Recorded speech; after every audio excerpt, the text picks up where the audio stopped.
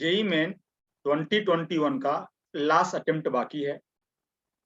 तो जो बच्चे इस अटेम्प्ट की प्रिपरेशन कर रहे हैं उनके लिए ये प्रोग्राम बहुत इंपॉर्टेंट है।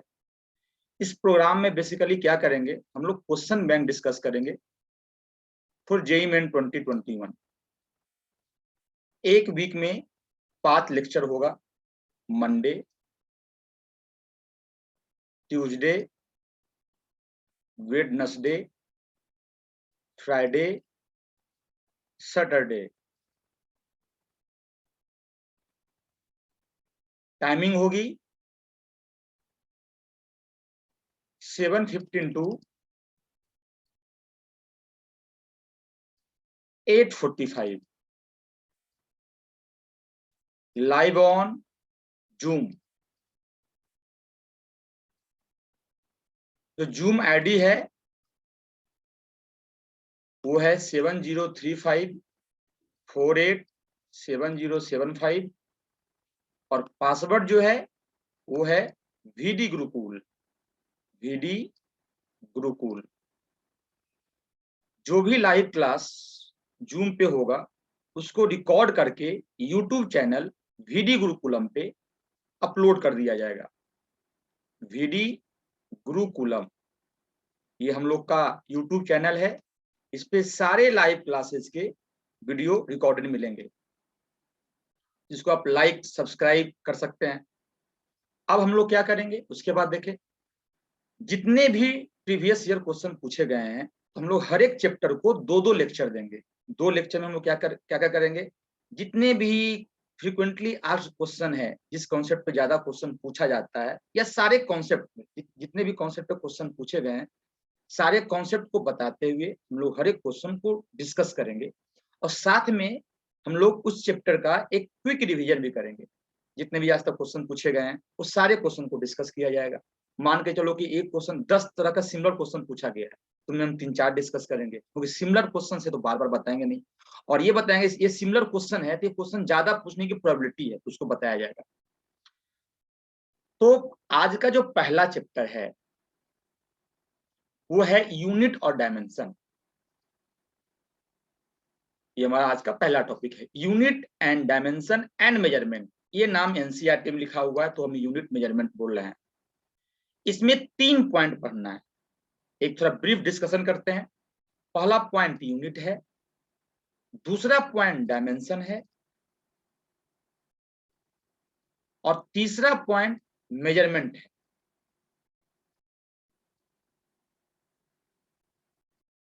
तीनों पॉइंट के बारे में हम लोग अच्छे से डिस्कस करेंगे।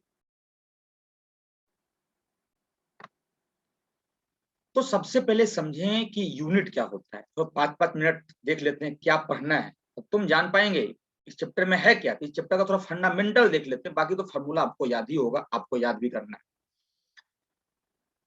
यूनिट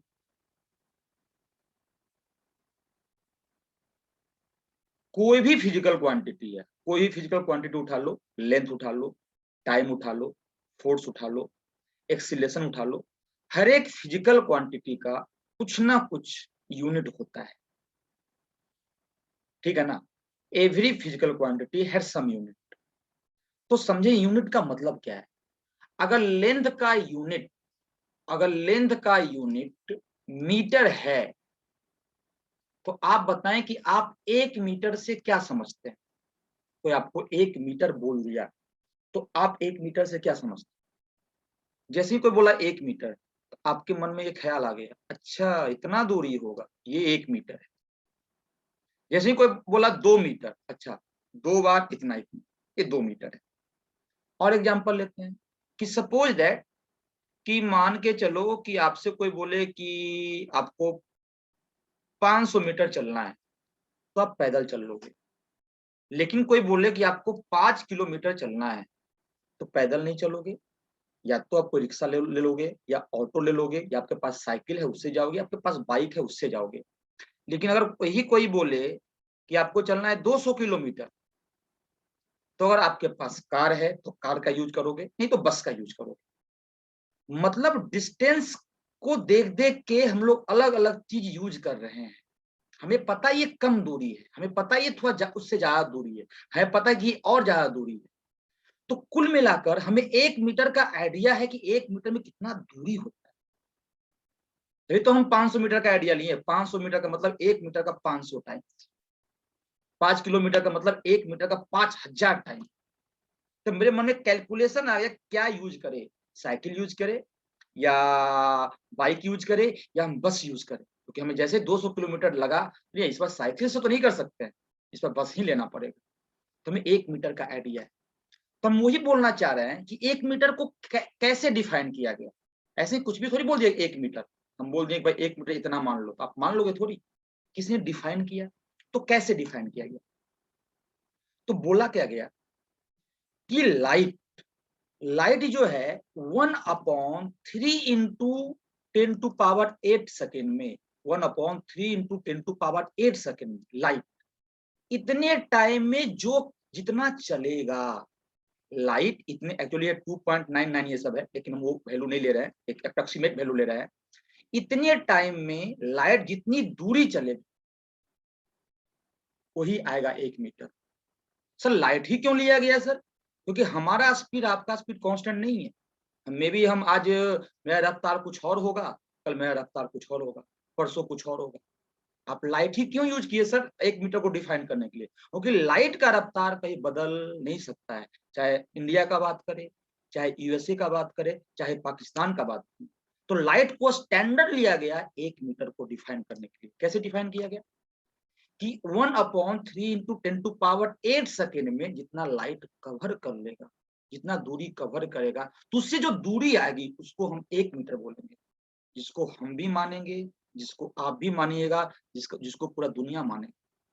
आप दुकान जाते हो, बोलते हो भैया 2 मीटर कपड़ा देना, वो समझ जाता है 2 मीटर क्या है, बोलते हो 3 मीटर, वो समझ जाता है, पूरी दुनिया को पता है कि मीटर का मतलब क्या है। ये डिफिनीशन है 1 मीटर का। तो ऐसे बोल सकते हैं कि unit is a standard in multiple of which a physical quantity is defined.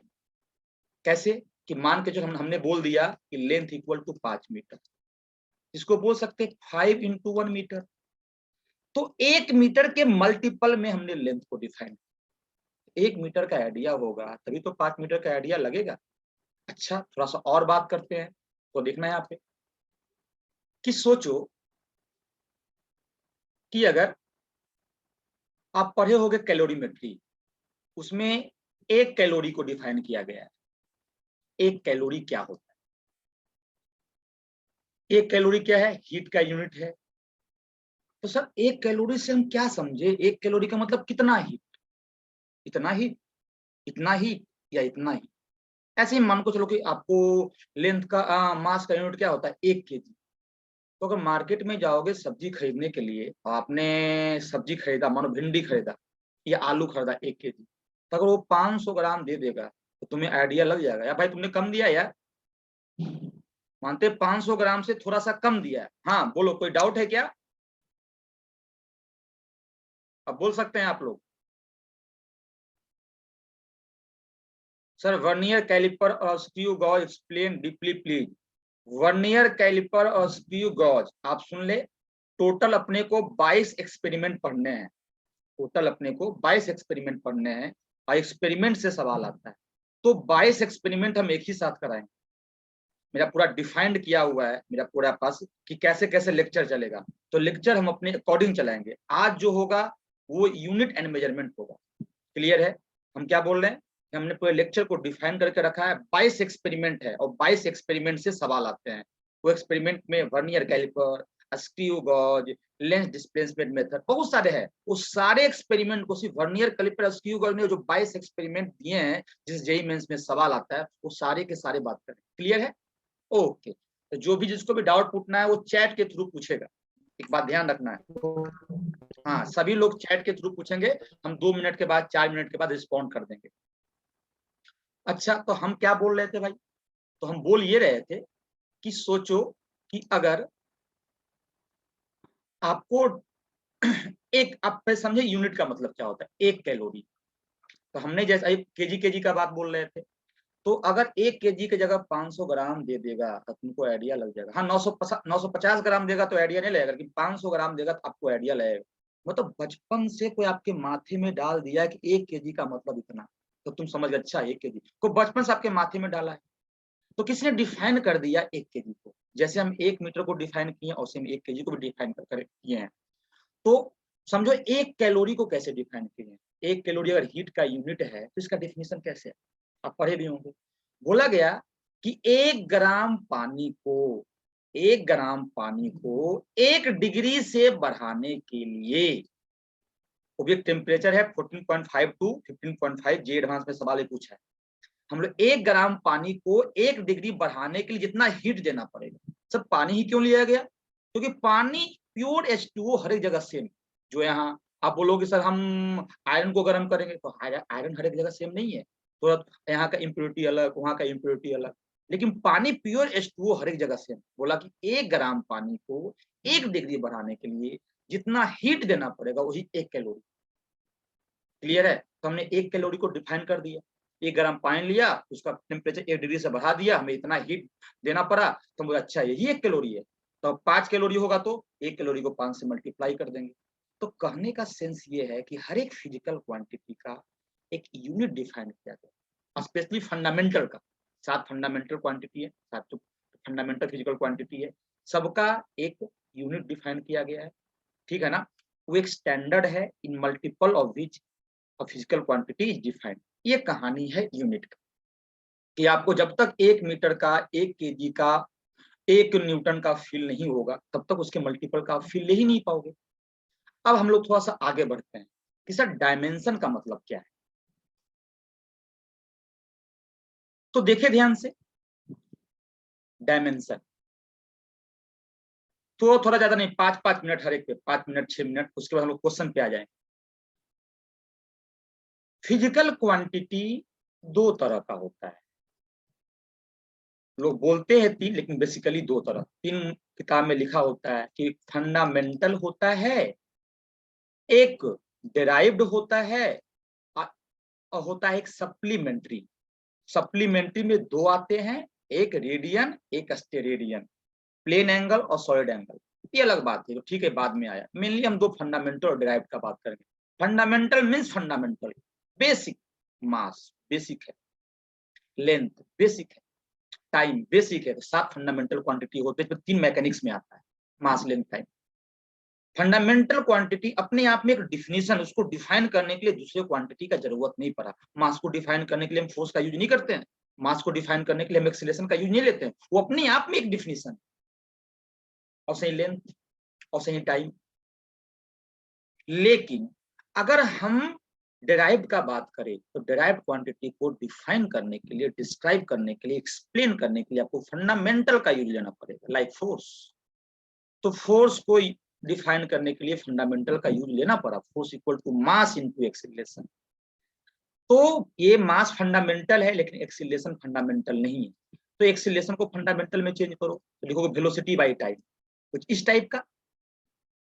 अच्छा, अभी मास भी फंडामेंटल है, टाइम भी फंडामेंटल है। 7 फंडामेंटल क्वांटिटी आपको पता होगा, मास, लेंथ, टाइम, टेम्परेचर, करंट, मोल, ल्यूमिनस इंटेंसिटी।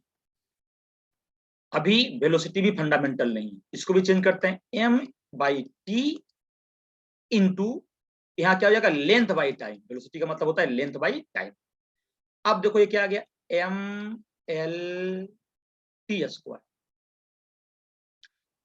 हम बोलना ये चाह रहे हैं कोई भी डिराइव्ड क्वांटिटी फंडामेंटल के टर्म में एक्सप्रेस कर सकते हैं। Every derived quantity express in terms of fundamental, every derived quantity express in terms of fundamental quantity. उसको फंडामेंटल के प्रोडक्ट के टर्म में लिखो, जो भी लिखना है प्रोडक्ट के टर्म में लिखना है। पहले फंडामेंटल के टर्म एक्सप्रेस कर दिए और जो नीचे आया उसको प्रोडक्ट के फॉर्म में कर दिए। तो इसका मतलब हो गया मास, इसका मतलब हो गया लेंथ, इसका मतलब हो गया टाइम। यहाँ पावर 1, यहाँ पावर 1, यहाँ पावर -1, ये फोर्स है भाई। ये तो कोई भी डिराइव्ड क्वांटिटी को फंडामेंटल के प्रोडक्ट में एक्सप्रेस कर सकते हैं। अब जो एक्सप्रेस करने के दौरान जो पावर आ रहा है इसको बोलते हैं डायमेंशन। तो क्या बोलते हैं? डायमेंशन। तो कोई पूछेगा फोर्स का डायमेंशन क्या होता है, तो डायमेंशन ऑफ फोर्स क्या बोलेंगे हम लोग? 1 इन मास, 1 इन लेंथ और -2 इन टाइम। ये हो गया कि ये डायमेंशन हो गया। तो डायमेंशनल फॉर्मूला क्या होता है? तो सिंपली डायमेंशनल, कोई पूछेगा फोर्स का डायमेंशनल फॉर्मूला, तो इसको एक ब्रैकेट में डाल दो और MLT-2 ब्रैकेट में डाल दिया डायमेंशनल फॉर्मूला। डायमेंशनल फॉर्मूला को कैसे डिफाइन करेंगे कि which fundamental quantity and how fundamental quantity are involve to express a derived quantity. Which का मतलब क्या हो गया कि कौन कौन से फंडामेंटल क्वांटिटी और कैसे कैसे मल्टीप्लाई होंगे ताकि एक हम ड्राइव को डिफाइन कर पाए। तो कौन कौन से भाई? तो फोर्स को डिफाइन करने के लिए मास, लेंथ और टाइम। कैसे कैसे? तो power 1, power 1, power -2। Which and how, दो बात बोले। विच का मतलब मास, लेंथ, टाइम चाहिए फोर्स को डिफाइन करने के लिए। हाउ का मतलब 1, 1, -2। तो कोई पूछेगा डायमेंशनल फॉर्मूला क्या होगा फोर्स का, तो सिंपली बोलेंगे M1L1 e⁻²। ये डायमेंशनल फॉर्मूला है। ये तीनों फिजिकल क्वांटिटी आए हैं और ऐसे आए हैं 1, 1, -2। कोई पूछेगा डायमेंशन क्या होता है, तो बोलेंगे 1 इन मास, 1 in length and -2 in time. इसका मतलब है कोई भी अगर डिराइव्ड क्वांटिटी को हम फंडामेंटल के टर्म में एक्सप्रेस कर दें, तो जो उस पे पावर आता है उसी को डायमेंशन बोलते हैं। अगर डिराइव्ड क्वांटिटी को फंडामेंटल के प्रोडक्ट के टर्म में एक्सप्रेस कर दे, तो जो इस पे पावर आएगा वही क्या होगा? उसका डायमेंशन होगा। इतना क्यों किए सर? अगर सिर्फ टिक ही मारना है हमको तो ऐसा भी कर सकते हैं, केजी मीटर पर सेकेंड स्क्वायर। सबको पता है फोर्स का यूनिट है ये। तो लेकिन न्यूटन मत बोलना, फंडामेंटल वाला जो भी यूनिट बोलना है उसमें सारे क्वांटिटी फंडामेंटल होंगे। अगर फोर्स का बोलोगे यूनिट तो न्यूटन होता है, नहीं न्यूटन मत बोलो, फंडामेंटल टर्म वाला बोलो कि सारे यूनिट जो जब यूनिट डिफाइन कर रहे होंगे तो सारे टर्म फंडामेंटल होंगे। तो क्या लिखो? KG metre second to power -2। Clear है? तो यहाँ पे देखिए आप ध्यान से, सर ये दोनों चीज, ये चीज तो मेरे को सेम लग रहा है। यहाँ आपने केजी को मास लिख दिया, केजी को मास लिख दिया, मीटर को लेंथ लिख दिया और सेकेंड को टाइम लिख दिया। इसका मतलब अगर आपको यूनिट पता है तो डायमेंशन पता है। हम सीधा यहां से बोलेंगे 1 इन मास, 1 इन लेंथ, -2 इन टाइम। तो इसी को लोग ऐसे बताते हैं कि भाई ऐसा। तो कुल मिला के आप यूनिट तो बचपन से पढ़ते आ रहे हो, तो किसी भी डिराइव्ड फिजिकल क्वांटिटी को फंडामेंटल के टर्म में लिख दिए यूनिट के फॉर्म में, लेकिन सब मल्टीपल में होना चाहिए। तो जो पावर आएगा वही क्या होगा? डायमेंशन होगा। और ये हो जाएंगे डायमेंशनल फॉर्मूला। अगर इसको फोर्स के ऐसे करके बराबर कर दिए ऐसे, तो इसको बोलते हैं डायमेंशनल इक्वेशन। ये क्लियर है? अब हम लोग आगे बढ़ते हैं। ये कहानी था डायमेंशन का। अब थोड़ा सा हम लोग आते हैं कि मेजरमेंट क्या होता है। थोड़ी थोड़ी सी बातें, बाकी आपको पता है कि मेजरमेंट क्या होता है। मेजरमेंट बहुत इंपॉर्टेंट चीज। क्यों इंपॉर्टेंट चीज है? आप हर एक चीज का मेजरमेंट करते हो। आप दुकान गए कपड़ा खरीदने के लिए, बोले 2 मीटर, मेजरमेंट करता है भाई? गारंटी मेजरमेंट करता है, वही मेजरमेंट है। अब वो कोई कहीं ना कहीं आप दुकान जाते हो, सेल सेल क्या बोलते हैं ये, टेलर के पास कपड़ा सिलने के लिए, आपका मेजरमेंट करता है वो। तो मेजरमेंट इंपॉर्टेंट है। लेकिन क्या कोई मेजरमेंट क्या एक्यूरेट हो सकता है? इम्पॉसिबल इवेंट है सर। अगर कोई किसी का एक्चुअल लेंथ 15 मीटर है, तो आप मेजर करके 15 मीटर आप नहीं बता सकते। 15 थोड़ा सा ज्यादा, थोड़ा सा कम। और किसी का true length, true measurement 15 metre है, तो अगर आप मीटर स्केल से या कोई और स्केल से उसको मेजर करने के लिए बैठ जाओगे, तो उसको एक्यूरेटली 15 तो नहीं मेजर कर पाओगे, कुछ ना कुछ तो गलती हो जाएगा। इसका मतलब मेजरमेंट के दौरान हमसे ईयर होता है और उस ईयर पे सवाल पूछा जाता है उस ईयर पे। तो देखे ध्यान से, तो टर्म आएगा इसमें एक ईरर। दूसरा टर्म आएगा रिलेटिव ईरर या फ्रैक्शनल ईरर, रिलेटिव ईरर या फ्रैक्शनल ईरर। और तीसरा टर्म आएगा परसेंटेज ईरर। कौन सा ईरर? Percentage error. ये 3 टर्म आता है। ईरर क्या होता है भाई? तो true value minus measured value, ये ईरर है। पॉजिटिव भी हो सकता है, नेगेटिव भी हो सकता है। रिलेटिव ईरर क्या होता है? सिंपली ईरर अपॉन, यहाँ पे बुक में ईरर की जगह लिखते हैं एब्सोल्यूट ईरर। एब्सोल्यूट ईरर, यहाँ पे जहाँ पे ईरर लिखा है यहाँ पे होगा एब्सोल्यूट ईरर। रिलेटिव ईरर क्या होता है? Error, absolute error upon true value. और ये क्या होता है? Simply absolute error upon true value into 100। ये सिंपल सा मैथमेटिकल डेफिनेशन। आपको ट्रू वैल्यू दे देगा, मेजर्ड वैल्यू दे देगा, आप सब निकाल लोगे। अगर ट्रू वैल्यू मेजर्ड वैल्यू है सब निकाल दो। लेकिन कभी आप खुद बताओ, क्या किसी भी मेजरमेंट का ट्रू वैल्यू पता होता है क्या? पता ही नहीं होता, तो सब ट्रू वैल्यू देगा कैसे? और किसी भी मेजरमेंट का ट्रू वैल्यू पता ही नहीं होता है तो एग्जाम में ट्रू वैल्यू देगा कैसे? क्वेश्चन में ट्रू वैल्यू देगा कैसे? तो ट्रू वैल्यू को अचीव करने के लिए, एक्यूरेसी को अचीव करने के लिए हम उस मेजरमेंट को बार बार रिपीट करेंगे। हम क्या करेंगे? उस मेजरमेंट को बार बार रिपीट करेंगे। मानो एक मेजरमेंट है, उसको हम 10 बार रिपीट किए, तो हर एक बार देखना अलग अलग में, कभी कुछ का मानो कि 15 सेंटीमीटर, कभी 15.1 आया, कभी 14.9 आया, अलग अलग बार बार किए, बार बार किए। तो मान के चलो एक ही मेजरमेंट को हम बार बार किए, अपने पास वैल्यू आया कभी A1, कभी A2, कभी A3, कभी A4, ऐसा मानो 4 मेजरमेंट किए। तो हम क्या कर लेंगे? ट्रू वैल्यू के लिए, ट्रू वैल्यू के लिए जिसको हम बोलते हैं ए मीन, तो ट्रू वैल्यू के लिए सबका ले लेंगे हम मीन, जितना भी है। हाँ बिल्कुल बिल्कुल बिल्कुल, हम क्या कर लेंगे? सबका ले लेंगे मीन और फिर उसका एवरेज। इंपॉर्टेंट बात है, A3, A4 बाई 4। अब उसके बाद क्या करेंगे? इतना काम करने के बाद फिर निकालेंगे, ये तो ट्रू वैल्यू आ गया है, अब हम ईरर निकालेंगे। तो ईरर कैसे निकालेंगे? देखना, सबसे पहले हम निकालेंगे डेल्टा A1, तो ये हो जाएगा सिंपली AM माइनस A1। फिर निकालेंगे डेल्टा A2, ये क्या हो जाएगा? AM minus A2। और फिर हम क्या करेंगे? इतना करने के बाद हम निकालेंगे डेल्टा ए मीन। यही हमारा ईरर है।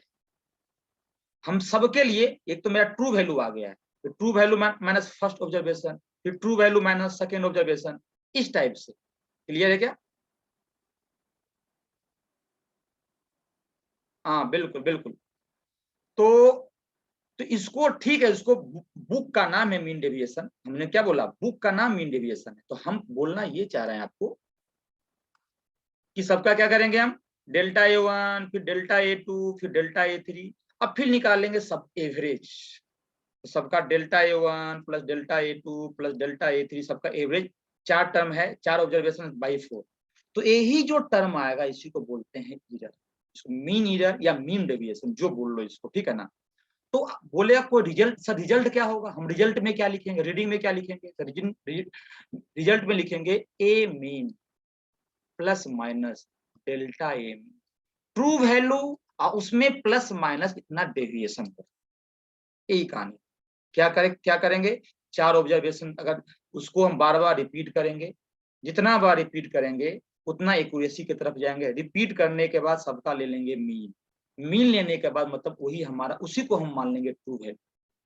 अब फिर डेल्टा A1 निकालिए, डेल्टा A2 निकालिए, डेल्टा A3 निकालिए, डेल्टा, फिर उसका मीन लेंगे, तो हमारा आ गया ईरर, जिसका बुकिस नाम है मीन डेविएशन। और मेरा जो रिजल्ट होगा वो ट्रू वैल्यू में प्लस माइनस इतना डेविएशन हो रहा है। ये हमारी कहानी। अच्छा, अब थोड़ा सा, अब एक बात देखना ध्यान से, सबसे लास्ट पॉइंट, इसके बाद हम लोग क्वेश्चन डिस्कस करेंगे कि मेजरमेंट करने के लिए हम इंस्ट्रूमेंट का यूज करते हैं। तो हम, बहुत सारा इंस्ट्रूमेंट है, लेकिन हमारे सिलेबस में 3 इंस्ट्रूमेंट है। मीटर स्केल, दूसरा वर्नियर कैलिपर, और तीसरा है स्क्रू गॉज। ये लेंथ को मेजर करने के लिए 3 इंस्ट्रूमेंट हमारे सिलेबस में। हर एक इंस्ट्रूमेंट का अपना एक लिस्ट काउंट होता है। लिस्ट काउंट का मतलब क्या है? लिस्ट काउंट का मतलब है कि वो इंस्ट्रूमेंट सबसे छोटी वैल्यू क्या मेजर कर सकता है, वो लिस्ट काउंट है। वो इंस्ट्रूमेंट सबसे छोटी वैल्यू क्या मेजर कर सकता है। तो इसका जो लिस्ट काउंट है वो है 0.1 सेंटीमीटर। सबसे छोटी वैल्यू 0.1 सेंटीमीटर कर सकता है। ये जो हमारे एनसीईआरटी में दिया हुआ है वो इसका लिस्ट काउंट है 0.01 सेंटीमीटर। लेकिन हम दूसरा भी वर्नियर कैलिपर बना सकते हैं जिसका लिस्ट काउंट और छोटा कर सकते हैं, लेकिन हमारे जो उस पर सवाल पूछा जा सकता है। लेकिन जो हमारे सिलेबस जो हम जनरली यूज करते हैं वर्नियर कैलिपर, उसका लिस्ट काउंट ये होता है। जनरली जो हम स्क्रू गॉज यूज करते हैं, जो हमारे एनसीईआरटी में दिया, जो हम लोग यूज करते हैं जनरल डेली लाइफ में, उसका जो लिस्ट काउंट होता है 0.001 सेंटीमीटर। मतलब सबसे छोटा वैल्यू ये मेजर करेगा, ये सबसे छोटा वैल्यू ये मेजर करेगा, ये सबसे छोटा वैल्यू ये मेजर करेगा। मतलब जिसका लिस्ट काउंट कम है वो वैल्यू को उतना एक्यूरेटली मेजर कर सकता है। मतलब ये वैल्यू को एक्यूरेटली मेजर करेगा 0.1 सेंटीमीटर तक, ये करेगा 0.01 सेंटीमीटर, 0.01 सेंटीमीटर तक, और ये करेगा 0.001 सेंटीमीटर। जिसका लिस्ट काउंट सबसे ज्यादा छोटा वो वैल्यू को मोर एक्यूरेटली मेजर करेगा। दूसरा कि किसी भी इंस्ट्रूमेंट का जो मैक्सिमम एरर होता है वो लिस्ट काउंट के बराबर ही होगा। लॉजिकल सवाल, आप सोच लो, किसी भी इंस्ट्रूमेंट का जो मैक्सिमम एरर होता है वो लिस्ट काउंट के बराबर होता है। आप मान के चलो कि एक मीटर स्केल है, तो सपोज दैट यहां से यहां तक मान लो कि 10 सेंटीमीटर, क्या मान लो 10 सेंटीमीटर है। अब इसको डिवाइड कर रहे हैं 1 2 3 4 5, और ये दूरी मान लो 0.5 सेंटीमीटर है। 1 mm 1 mm 1 mm 1 mm।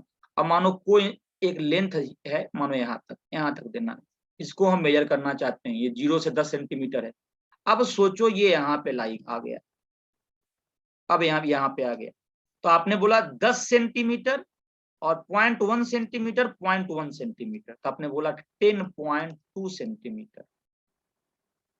लेकिन आप जो ये दूरी आया, ये दूरी आप तो इसको क्या नाम लोगे पता ही नहीं चलेगा, इसको क्या बोलोगे ये मेजर ही नहीं कर पाता है। तो आप बोल देते हो कि प्लस माइनस 0.1 सेंटीमीटर। ये मैक्सिमम एरर कर रहा है। मतलब अगर ये इंस्ट्रूमेंट मैक्सिमम एरर करेगा तो इसके बराबर ही करेगा। जो उसकी लिस्ट काउंट होती है वही उस इंस्ट्रूमेंट का मैक्सिमम एरर भी होगा। क्लियर है? तो ये कहानी एक ब्रीफ डिस्कशन है, चैप्टर में ये सब पढ़ रहे हैं। बाकी कि स्क्रू गॉज, वर्नियर कैलिपर का सेटअप क्या होता है, स्क्रू का यहाँ पे कैलिपर नहीं, यहाँ पे स्क्रू गॉज बोले, स्क्रू गॉज, इसका सेटअप क्या होता है वो हम बायस एक्सपेरिमेंट में पढ़ेंगे। अब उसके बाद देखिए ध्यान से, क्वेश्चन पे आते हैं। इंपॉर्टेंट ये है, तो क्वेश्चन देखिए ध्यान से। ये क्वेश्चन पूछा गया है 2020 में। इस टाइप के क्वेश्चन इंपॉर्टेंट है। पहले इसका बात कर लेते हैं। देखो क्या है कि मानो कि दो मेजरमेंट किए हैं, मास का, लेंथ का, या दो लेंथ का, या मास का, एक्सीलरेशन का, कोई भी दो मेजरमेंट है। तो दो मेजरमेंट को या तो हम जोड़ ले, या तो हम इसको मल्टीप्लाई कर ले, या तो सब्ट्रैक्शन कर ले, या तो इसका मल्टीप्लाई कर ले, या तो इसका डिवीजन कर दे।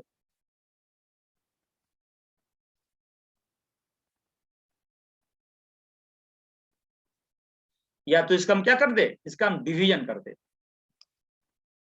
सबके लिए ईयर का एक अलग अलग सेटअप फॉर्मूला, इसके लिए एक अलग बन के आता है, इसके लिए एक अलग बन के आता है, इसके लिए अलग बन के आता है, इसके लिए एक अलग बन के आता है। तो आपको देखना पड़ेगा किताब से, वो बुक से, इस पार्टिकुलर सवाल को कैसे करें सर, देखना ध्यान से। तो ये सवाल का सेटअप कैसा है, देखिए ध्यान से। Z equal to A square B to the power 2/3 upon root C D Q. तो आप क्या करें इसको कि सबसे पहले इसको प्रोडक्ट के फॉर्म में लिखें।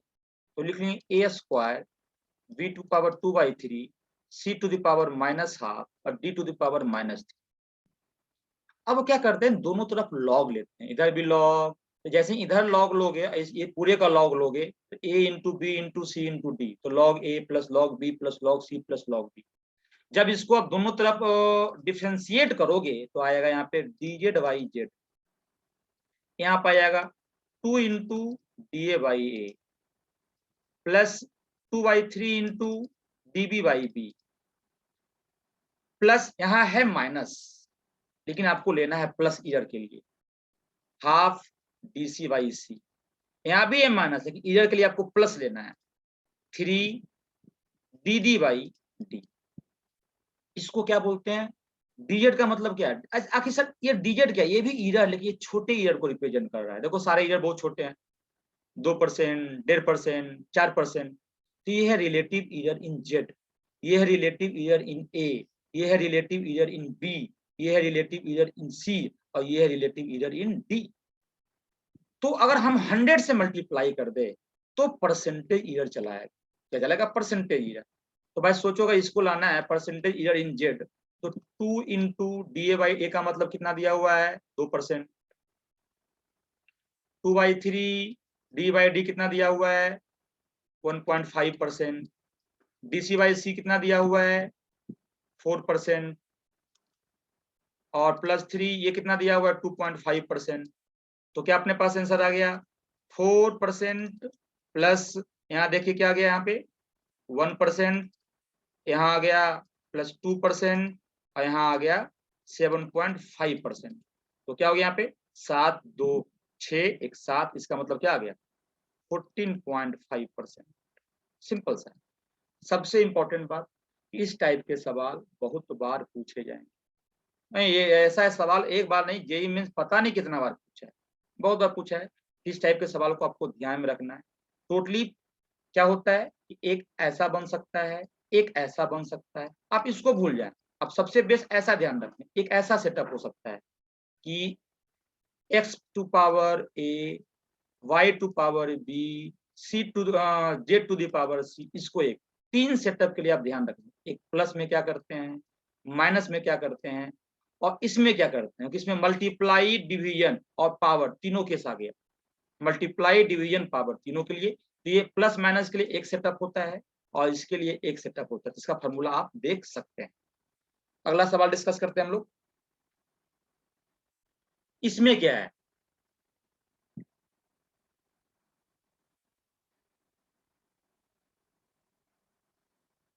A student measuring the diameter of a pencil of a circular cross section with the help of a vernier scale records the following 4 readings: 5.5 mm point. अच्छा, वर्नियर कैलिपर से इसने 4 रीडिंग लिया, एक reading ये, एक reading ये, एक reading ये, एक रीडिंग ये, और सबका एवरेज ये बताया, सबका एवरेज ये बताया है, और स्टैंडर्ड डेविएशन भी दिया हुआ है। स्टैंडर्ड मतलब वही, स्टैंडर्ड डेविएशन का मतलब जो हम लोग डेल्टा ए मीन होता है ना, वो दिया हुआ है। तो आपसे पूछा रिजल्ट, ये सब है क्या रिजल्ट? रिजल्ट क्या होता है कि आपने 4 ऑब्जर्वेशन लिया, उसका मीन लेकर के उसका ट्रू वैल्यू निकाल लिया, और ट्रू में कितना डेविएशन हो रहा है, कितना क्या हो रहा है डेविएशन, तो डेल्टा ए मीन। तो ये तो दिया हुआ है सर, क्लियर है, और हमें ये निकालना है। तो अब देखना, हमेशा देख, यहाँ सुनना क्या है कि मेजरमेंट को देख करके हमेशा हम लिस्ट काउंट का आइडिया लगा सकते हैं। मेजरमेंट को देख करके कौन सा मेजरमेंट को देख करके हम इंस्ट्रूमेंट के लिस्ट काउंट का आइडिया लगा सकते हैं। कैसे? देखो, ये है 5.50 mm, समझो ध्यान से। तो देखो यहां से आप सोचिए इसमें कितने कितने सिग्निफिकेंट फिगर है, तो 3, 1, 2, 3। सिग्निफिकेंट फिगर में क्या होता है, सर्टेन और एक अनसर्टेन। अगर 3 सिग्निफिकेंट फिगर है तो ये और ये सर्टेन है और ये अनसर्टेन है। अनसर्टेन का मतलब ईयर यही होगा, क्या होगा, जो ईयर होगा यही यहीं पे ईयर आ रहा है। जो लिस्ट काउंट, अनसर्टेन का मतलब ईयर, उतना ईयर आप ला सकते हैं। तो ये दोनों क्या है, सर्टेन, और ये है अनसर्टेन। तो जो इसका लिस्ट काउंट हुआ ना, वो हुआ 0. देखना ध्यान से, इसका जो लिस्ट काउंट आप लोग लिखोगे 0.01 mm। हाँ, आप बोलेगा सर वर्नियर कैलिपर का तो लिस्ट काउंट होता है सर 0.1 mm होता है। अरे भाई दूसरा वर्नियर कैलिपर है, हो सकता है, ठीक है ना, आपका जो स्टैंडर्ड 0.1 mm होता है, लेकिन यहाँ पे जो वर्नियर कैलिपर है उसका लिस्ट काउंट 0.01 mm है। क्लियर है? मतलब यही यही जो है इसका मैक्सिमम ईयर भी हो, इसका मैक्सिमम जो ईयर होगा वो 0.01 mm होगा। मैक्सिमम ईयर जाएगा, जो लिस्ट काउंट होता है वो मैक्सिमम है। तो हमेशा आप क्या करते हो कि मेजरमेंट किया हुआ है तो सिग्निफिकेंट डिजिट को देखते हुए आप लिस्ट काउंट के बारे में बता सकते कंफर्म। जो ये अनसर्टेन, यहाँ पे आके अनसर्टेन हुआ, यही अनसर्टेन, दो तो सर्टेन है सर, यही अनसर्टेन हुआ। तो जो लिस्ट काउंट को 0.01 mm, सोचो अगर ऐसा दिया होता, कोई ऐसा इंस्ट्रूमेंट होता जो मेजर करता 0.1 mm, ऐसे इस टाइप से, तो बताओ अनसर्टेन कौन है? तो अनसर्टेन ये, तो अगर अनसर्टेन ये है तो लिस्ट काउंट हो गया 0.1 mm, 0.1 mm, यही है। और ये क्या है? सर्टेन है। तो हम सिंपल करने पर हम सिर्फ सवाल नहीं बता रहे हैं, इससे सवाल और दूसरा सवाल कैसे किया जा सकता है आपको भी देखना है। हर एक सवाल में चलेगा, जो भी नया नया कॉन्सेप्ट आएगा उसको हम लोग डिस्कस करेंगे। अब पार्टिकुलर सवाल पे आते हैं। तो देखो आंसर में ये कौन सा आंसर सही है? तो देखना ध्यान से, अगर रीडिंग में 3 सिग्निफिकेंट फिगर है तो रिजल्ट में भी 3 सिग्निफिकेंट फिगर ही होना चाहिए, कंफर्म। अगर यहाँ पे 3 सिग्निफिकेंट फिगर रीडिंग में है तो यहाँ भी 3 सिग्निफिकेंट फिगर ही होना चाहिए।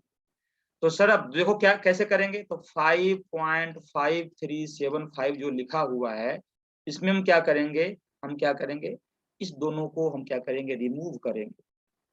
हाँ बिल्कुल, तो हम क्या करेंगे, इस दोनों को हम लोग रिमूव करेंगे।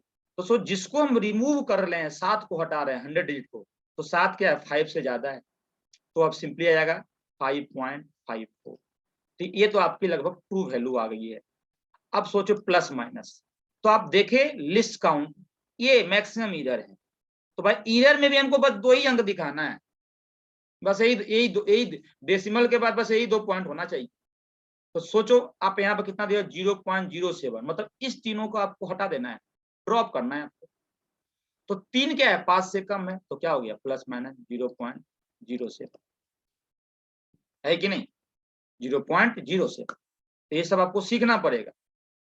हम क्या बोले कि अगर देखिए लिस्ट क्वांट 0.01 है तो जो डेविएशन, जो मैक्सिमम डेविएशन हो रहा है उसमें भी आपको 2 ही टर्म रखना है, 2 ही टर्म। तो हमने जो इतना था उसको हम यहाँ तक क्या किए, राउंडिंग ऑफ किए। तो सब बात आपको समझना पड़ेगा, है कि नहीं। तो चलो हम लोग और आगे बढ़ते हैं। ये क्वेश्चन करना है। इस सवाल में क्या है, क्या simple pendulum is being used to determine the value of gravitational acceleration g at a certain place। Simple pendulum के हेल्प से हम क्या कर सकते हैं, हम लोग निकाल सकते हैं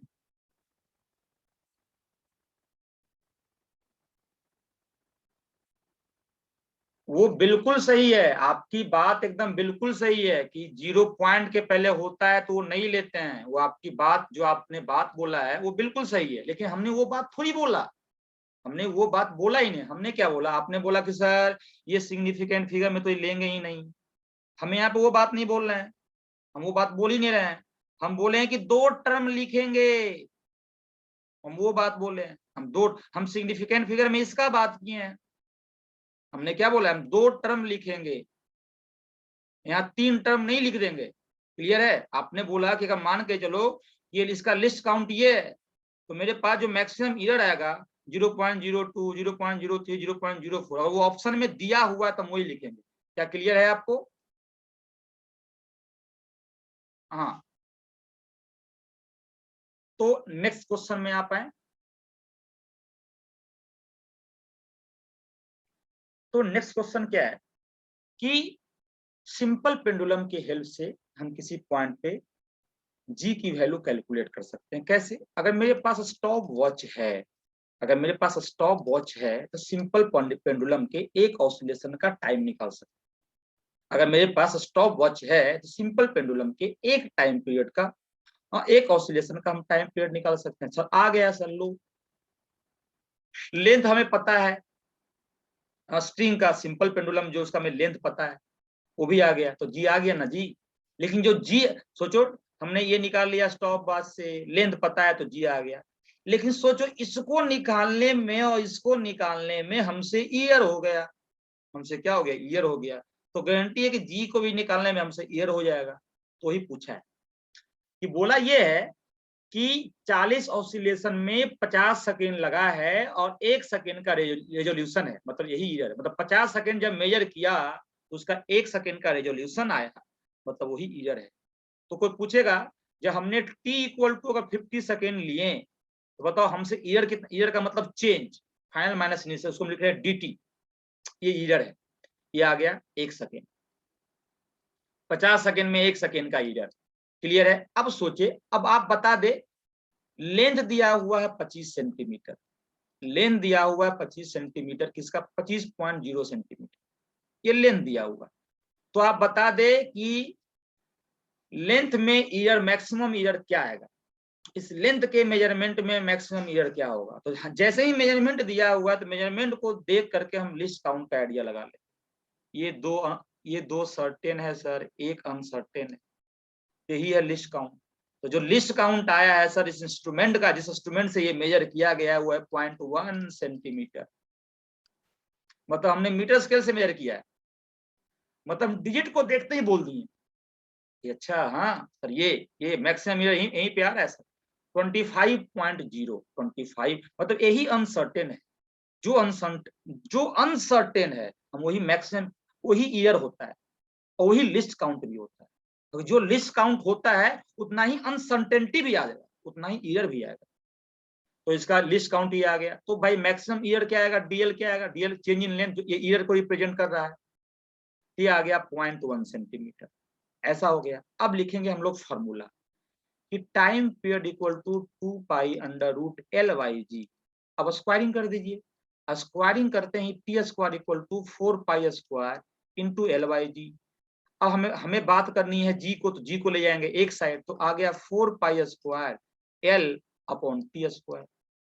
तो यहां से आ गया G equal to 4 pi square L into T to the power -2। अब फिर वही काम आपको सिखाया गया होगा, लॉग लीजिए। तो जैसे ही लॉग, तो लॉग ए, लॉग बी, लॉग सी, फिर डिफरेंशिएट कीजिए। तो बताओ जो log A plus log B पर जो लॉग सी आएगा, तो ये तो कांस्टेंट है सर, इसका डिफरेंशिएशन 0 आएगा सर। तो बोलता है कांस्टेंट टर्म को गायब कर दो, तो लिखता है D G by G equal to D L by L, power -2 है लेकिन आपको लिखना है ईयर में +2 into D T by T. जो पावर है उससे मल्टीप्लाई कर देना, अगर यहाँ पावर 3 होता या -3 होता उससे मल्टीप्लाई कर देते हैं। तो सोचे हमें, अब बताओ ये क्या आ गया, ये आ गया रिलेटिव ईरर, लेकिन आंसर दिया परसेंटेज ईरर। तो 100, तो सोचो क्या करेंगे, 100 से मल्टीप्लाई करें, यहाँ भी 100, यहाँ भी 100, यहाँ भी 100, तो क्या मल्टीप्लाई करना है, हमें तो बस टिक मार के आना है। तो सोचो यहाँ पे इसका क्या दिया हुआ है जी, यहाँ पे दिया हुआ है डीएल बाई एल, तो क्या आ गया डीएल बाई एल, ये आ गया डीएल बाई एल आ गया आपका 0.1 अपॉन सिंपल कितना है 0.1 अपॉन 25 सेंटीमीटर, प्लस dt कितना दिया हुआ है, dt है 1 अपॉन 50। फिर आप 100 से मल्टीप्लाई कर लेना, क्योंकि आप ये तो रिलेटिव ईयर आया है, 100 से मल्टीप्लाई करेंगे तो परसेंटेज ईयर आएगा, आपका आंसर आ जाएगा। क्लियर है? जो भी ऑप्शन होगा आप मैच कर लो।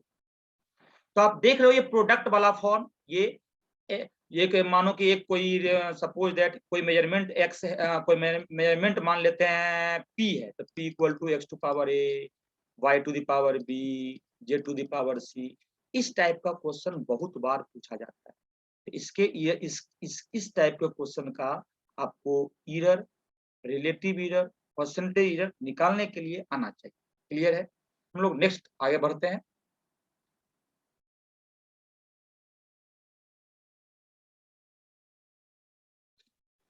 ये क्वेश्चन में क्या करना है, सबसे पहले इसका ऑप्शन रॉन्ग है, इस पे क्लेम भी किया गया था, इसका ऑप्शन रॉन्ग है, इसका ऑप्शन कुछ और है। कभी कभी जेईई मेंस में ऑप्शन नहीं मैच करता है तो लोग बोलते हैं भाई, लोग कंप्लेन करते हैं, तो उसको सबको नंबर दिया जाता है। बोला है in the density measurement of a cube, एक क्यूब है जिसका हम लोग डेंसिटी मेजर कर रहे हैं। एक क्या है, एक क्यूब है जिसका हम लोग डेंसिटी मेजर करना चाहते हैं। तो भाई जो एज दिया हुआ है, एज एल, इसका जो लेंथ एल है, एल दिया हुआ है, पहले मास दिया हुआ है, नहीं मास दिया हुआ है 10.00 ± 0.10 के, ये मास। तो पता ये क्या है, ये है वही ट्रू वैल्यू जो आप 10 ऑब्जर्वेशन निकाल करके 10 ऑब्जर्वेशन ले करके जो मीन लिए थे वो ट्रू वैल्यू। ये है डेल्टा ए मीन डेविएशन या स्टैंडर्ड डेविएशन जो बोल लो उसको। तो ये क्या बोले, ये हो गया। लेंथ क्या आया, तो लेंथ इक्वल टू क्या हो गया 0.10 प्लस माइनस 0.01। अब सोचे खुद, ध्यान से देखना है, आपको निकालना है the error in the measurement of the density. तो डेंसिटी इक्वल टू क्या होता है, मास बाई वॉल्यूम। ये हो गया m अपॉन वॉल्यूम का मतलब L क्यूब, साइड का क्यूब। प्रोडक्ट के फॉर्म में लिखे, देखे ये सवाल कितना बार पूछा है, -3। फिर वही कहानी, D rho by rho equal to dm/m +3 power से मल्टीप्लाई करके, माइनस हो तब भी प्लस करना है, dl/l।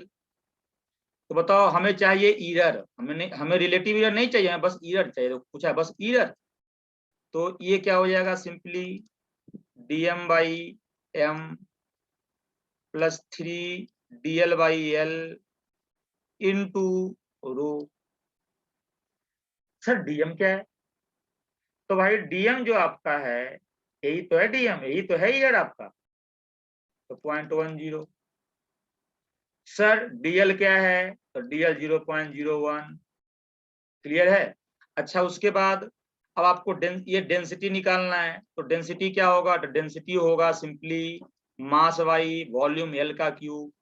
तो देख ले यहाँ पे, यहाँ हो जाएगा 10/0.10 का होल क्यूब। तो यहाँ से डेंसिटी आ गया, वो आप यहाँ पुट कर लोगे। तो यहाँ क्या हो जाएगा, डीएम पता है, डीएम पुट कर दिए, डीएल पता है, डीएल पुट कर दिए, मास, ये मास पता है, ये पुट कर दिए, ये लेंथ पता है, ये पुट कर दिए, डेंसिटी यहाँ से निकाल दी है, वो पुट कर दिए, आ गया आंसर, खत्म। कुछ नहीं है। इस टाइप के सवाल बार बार पूछे जाते हैं। कोई पूछेगा बताओ इसका लिस्ट काउंट क्या है, सोचो, तो आप लिस्ट काउंट बता सकते हो, बहुत बड़ी बात नहीं। तो इसका लिस्ट काउंट क्या है, तो आप लिस्ट काउंट बिल्कुल बता सकते हो। ठीक है, तो इसको आप देख ले। हम लोग आगे बढ़ते हैं क्वेश्चन नंबर 10 पे। बिल्कुल बिल्कुल बिल्कुल बिल्कुल। लिस्ट, हाँ लिस्ट, इसका जो लिस्ट काउंट है, आपने बिल्कुल सही बोला। आपने बोला इसका जो लिस्ट काउंट है, वो बोलेगा ये ईयर के बराबर लिस्ट काउंट, नहीं नहीं, वो तो उससे ईयर हो गया। ईयर ईयर बहुत ईयर, ईयर जो है वो मैक्सिमम ईयर जो है वो लिस्ट काउंट से ज्यादा हो सकता है। मे बी आप पता नहीं, आप कुछ भी आप मेजर करने में ही गलती कर दी है, आपके इंस्ट्रूमेंट में ही कुछ प्रॉब्लम है, अचानक से हवा चल गई, उससे कारण ईयर आ गई। ईयर तो बहुत रीजन से आता है, सिस्टमेटिक ईयर होता है, रैंडम ईयर होता है। तो लोग, कितना लोग ये समझता है सर जो लिस्ट काउंट होगा ना सर उतना ही ईयर आएगा, नहीं, उससे ज्यादा भी, अगर आपका इंस्ट्रूमेंट ही गलत है तो उससे ज्यादा भी ईयर आ सकता है, क्योंकि ईयर में सिर्फ इंस्ट्रूमेंट का अंतर, में आपसे ही कुछ गलती हो जाए। लेकिन इसमें जो इसका जो लिस्ट काउंट है वो बिल्कुल बोला आपने 0.01 kg, 0.01 kg। सिग्निफिकेंट फिगर 4, ये अनसर्टेन है, ये वाला अनसर्टेन, तो 0.01। बहुत सुंदर। और हम लोग फिर आगे बढ़ते हैं। अब फिर उसी टाइप का सवाल डिस्कस करें, इसको सॉल्व करें। सॉल्व करके पता है क्या इसका आंसर आ रहा है, the relative error in the determination of surface area of sphere is alpha. तो स्फीयर का सरफेस एरिया क्या होता है, 4πr²। जब एरिया को मेजर किए तो उसमें रिलेटिव एरर अल्फा आया, तो बोला कि जब वॉल्यूम को मेजर करोगे तो उसमें रिलेटिव एरर क्या आएगा, तो वॉल्यूम का फॉर्मूला 4/3πr³। पहले फॉर्मूला तो लिखो। अब सोचो dA/A, ये तो कांस्टेंट है, गायब कर दो, 2dr/r। तो इसमें रिलेटिव एरर दिया हुआ है क्या, अल्फा, तो अल्फा इक्वल टू 2dr/r। तो रिलेटिव एरर इन क्या आ गया, रेडियस, कितना आ गया, अल्फा/2। हाँ, और इस टर्म को हम सीधा कहाँ यूज कर लेंगे, यहाँ यूज कर लेंगे। हाँ, इस टर्म को हम यहाँ यूज कर लेंगे। तो हम लोग क्या लिख लेंगे यहाँ से, देखो ध्यान से, कि dB बाई वी ये तो है कांस्टेंट, तो क्या हो गया, equal to 3 dr by R. तो बताओ dr बाई आर क्या हो गया, अल्फा बाई टू। अब देख रहे हैं इस टाइप का सवाल कितना मतलब ये रिलेटिव यानी वॉल्यूम आ गया। इस टाइप का सवाल खूब आता है, पूछने का चांस। ये फ्री का 4 नंबर है, एकदम फ्री का। लोग और आगे बढ़ते हैं। हाँ, ये सवाल करे, देखिए इसका आंसर क्या आता है। ये सवाल ठीक है, तो 2018 का सवाल, द रिलेटिव अनसर्टेनिटी मतलब रिलेटिव एरर इतना अनसर्टेन है in the period of a satellite orbiting around the earth is 10 to power -2। मतलब मान के चलो कि अर्थ के अराउंड, ये मानो अर्थ है, अगर इस अर्थ के अराउंड कोई सैटेलाइट मूव कर रहा है, कोई सैटेलाइट मूव कर रहा है, तो मूव कोई सैटेलाइट, अगर ये अर्थ है ये सैटेलाइट है, तो अगर ये मूव कर रहा है वेलोसिटी v से, तो इसका कुछ ना कुछ टाइम पीरियड होगा। इसमें मूव करने का, एक चक्कर लगाने का कुछ ना कुछ तो टाइम होगा ना जी, तो है टाइम पीरियड। तो टाइम पीरियड के कैलकुलेशन में जो रिलेटिव एरर आया है, मतलब dt बाई टी, वो दिया हुआ है 10 टू पावर -2। तो आपसे पूछा गया है कि if the relative uncertainty in the radius of the orbit, हाँ जब हम रेडियस को, ऑर्बिट का जब हम रेडियस मेजर कर रहे थे, उसके मेजरमेंट में कुछ ना कुछ ईयर आएगा, लेकिन वो मानते हैं नेग्लिजिबल। जब इसका हम रेडियस मेजर कर रहे थे, तो उसके मेजरमेंट में कुछ ना कुछ ईयर आएगा, उसको मान लिया नेग्लिजिबल। तो बोला है the relative error in the mass of the, तो मास के कैलकुलेशन में रिलेटिव ईयर क्या आएगा। तो कहने क्वेश्चन क्या है कि अगर टाइम के कैलकुलेशन में relative error 10 to power mass 10 to power -2 है, तो मास का रिलेटिव ईयर क्या होगा, क्या किया जाए। हमें एक फार्मूला डेवलप करना पड़ेगा और उस फार्मूले के हेल्प से हम बनाए। आपको पता है फार्मूला क्या है, ये सवाल है ग्रेविटेशन प्लस ईयर को मिला करके। ईयर को किसी भी चैप्टर से मिलाया जा सकता है, सबसे इंपॉर्टेंट।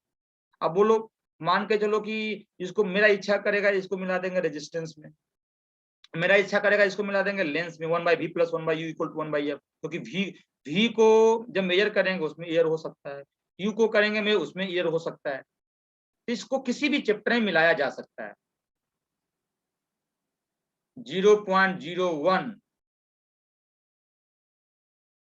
ए आंसर बोल रहा है तुम। हाँ टीएस नहीं, ये बिल्कुल सही है, T square directly proportional to R cube. लेकिन इसमें मास का टर्म कहाँ आया, मास, क्योंकि मास में मास ही तो पूछ रहा है। आपने, हम सभी लोग रट्टा मार के, सभी लोग क्लास में टीचर याद करवाता है T square directly proportional to R cube, ये सब रट्टा मरवाता है। लेकिन इसमें मास का टर्म कहाँ आया सर, मास का टर्म तो इसमें आया ही नहीं। हाँ, तो इसमें क्या होगा, आपको फंडामेंटल यूज करना पड़ेगा। फंडामेंटल क्या, सोचें आप ध्यान से।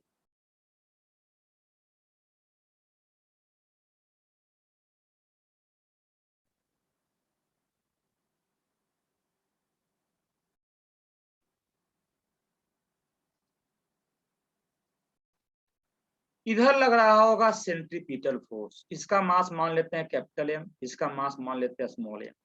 तो सेंट्रीपिटल फोर्स क्या लगा होगा, जो ग्रेविटेशनल फोर्स दोनों के बीच का होगा वही सैटेलाइट पे सेंट्रीपिटल फोर्स लगा होगा। तो लिखोगे G mass of earth mass of satellite upon radius का स्क्वायर, पता है। तो सेंट्रीपिटल फोर्स, यहाँ ग्रेविटेशनल फोर्स सेंट्रीपिटल फोर्स है, तो centripetal force equal to mass into A centripetal. तो इसका मास स्मॉल एम है, स्मॉल एम, और ये सेंट्रीपिटल क्या होगा, V square by R. It is the A centripetal, R से आर कैंसल, एम से M cancel, here you can write v equal to under root G M by R. ये velocity आ गया है, लोग रट्टा ही मारते हैं। अब लिखोगे टाइम पीरियड, तो स्पीड अगर आ गया है तो हम टाइम पीरियड निकाल सकते हैं, total distance cover upon speed. तो 2 पाई आर टोटल डिस्टेंस कवर, एक चक्कर के लिए एक डिस्टेंस कवर है 2 पाई आर सर्कमफ्रेंस के बराबर, अपॉन स्पीड। तो क्या आ गया 2 पाई आर, स्पीड क्या हो जाएगा under root G M by R. यहाँ लिखोगे 2 pi under root G under root M into, ये क्या गया आर ऊपर गया तो r to the power 3/2, R to power half plus ये क्या है R into R to power क्या हो जाएगा हाफ, ये सबसे ऊपर गया तो आर टू द पावर 3/2। इसी को देखो स्क्वायर कर दो तो यहाँ हो गया क्यू, तो T square directly proportional to R cube. ये हम कैलकुलेट कर सकते हैं, जरूरी नहीं कि इसको रट्टा ही मार के बैठे हुए हैं। दो फंडामेंटल फॉर्मूला, एक ये और ये। और सबसे इंपॉर्टेंट बात है कि जो जैसा मोशन अर्थ के अबाउट सैटेलाइट करता है और सही मोशन न्यूक्लियस के अबाउट इलेक्ट्रॉन करता है। तो जो फंडामेंटल कॉन्सेप्ट है उस कॉन्सेप्ट को हमको ध्यान में रखना है, क्योंकि यहाँ दो सवाल सॉल्व होगा, एटॉमिक स्ट्रक्चर का भी और ग्रेविटेशन का भी। हाँ बिल्कुल सही, सी बिल्कुल सही है। तो अब इसको सॉल्व करते हैं हम लोग। तो आ गया ये 2 पाई बाई रूट जी, ये तो कांस्टेंट ही है, कोई दिक्कत इससे नहीं है। m to the power minus half और r टू द पावर 3/2। हमको तो बोला है कि रेडियस में नेग्लिजिबल एरर मानना है, तो इसके एरर को हमको देखना भी नहीं चाहिए। जब नेग्लिजिबल ही मानना है तो हम इसके एरर को क्या देखें, हटा दो, इसको भी कर दो कांस्टेंट। बोला जब इसमें एरर ही नहीं है तो इसको भी हटा दो। तो लिखोगे सीधा dt/t equal to half dm/m। कुछ नहीं किया, रिलेटिव एरर इन टी, ये भी कांस्टेंट, इसमें एरर बोला ही नहीं है, या बोला करो नेग्लेक्ट उसको काउंट ही मत करो। हाफ dm/m, इसमें कितना बोल दिया भाई, इसमें दिया हुआ 10⁻², यही तो क्वेश्चन में दिया हुआ 10⁻²। Half into relative error in mass, तो 2 को इधर लेके चले जाओ तो क्या आ गया 10⁻² इंटू 2, है कि नहीं, कितना सिंपल है। तो हम लोग और आगे बढ़ते हैं, नेक्स्ट क्वेश्चन। हाँ इस सवाल को करें आप लोग।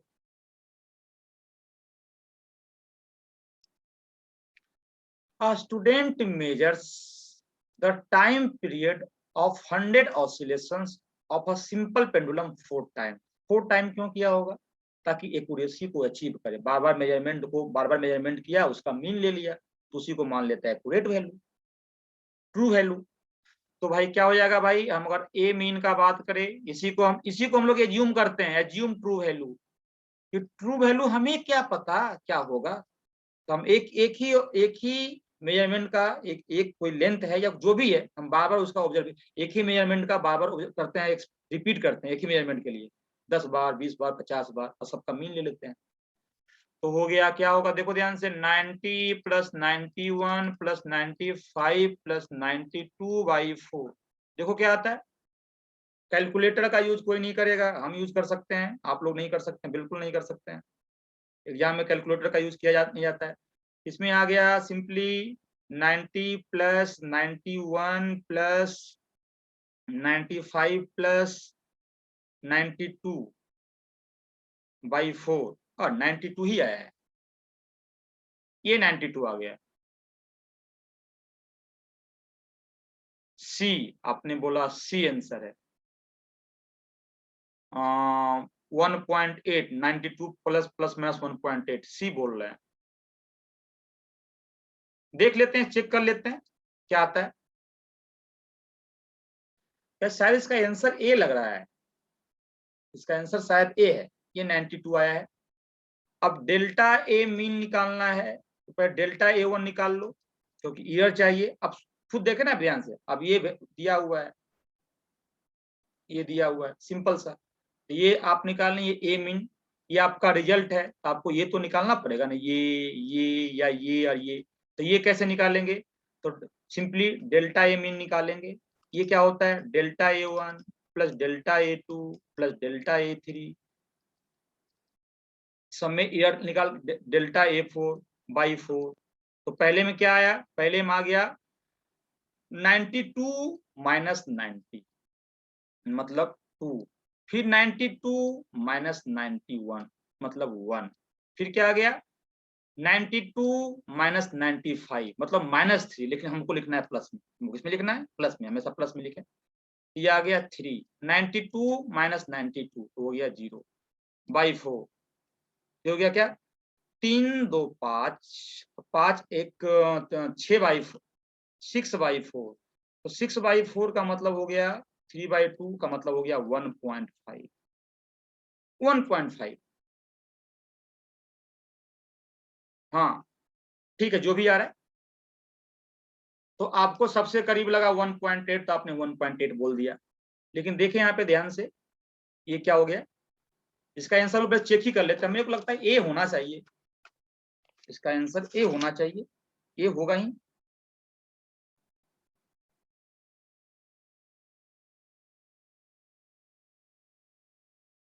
इलेवेंथ का, हाँ,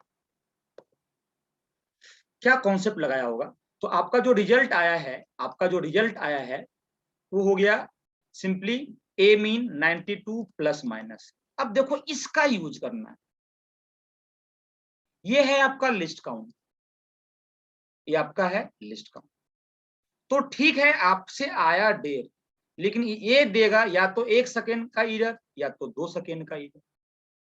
आपको थोड़ा सा यहाँ इस वाले कॉन्सेप्ट का यूज करना था। किस कॉन्सेप्ट का? हाँ, क्या आपको स्ट्राइक किया क्या?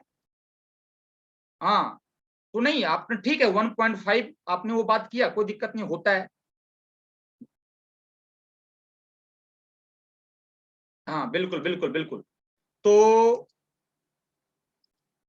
हम क्या बोल रहे हैं कि 1.5 आया, लेकिन आप देखें यहाँ पे 1 सेकेंड, 1 सेकेंड के बाद फिर 2 सेकेंड, फिर 3 सेकेंड, फिर 4 सेकेंड। तो आप देखें 0.1 के 1.5 के करीब क्या है, तो 1.5 के करीब हमको 2 ही दिखाई दे रहा है। अगर 3 दिखाई दे, अगर होता 2.5 तो हमको करीब दिखाई देता 3। तो यहाँ सिंपली क्या लिखेंगे 2, कि अपना आंसर आ गया। चलिए हम लोग और आगे बढ़ते हैं। इस क्वेश्चन को पढ़े और करें, 2 मिनट का टाइम दिए, इस क्वेश्चन को आप लोग पढ़े और इसका सवाल आंसर निकाले।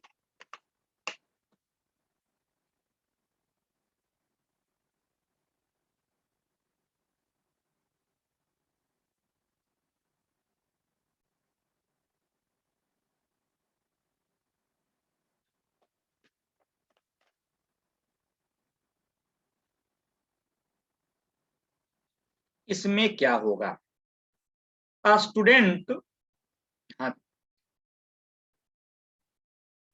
बी, बी का मतलब मीटर स्केल,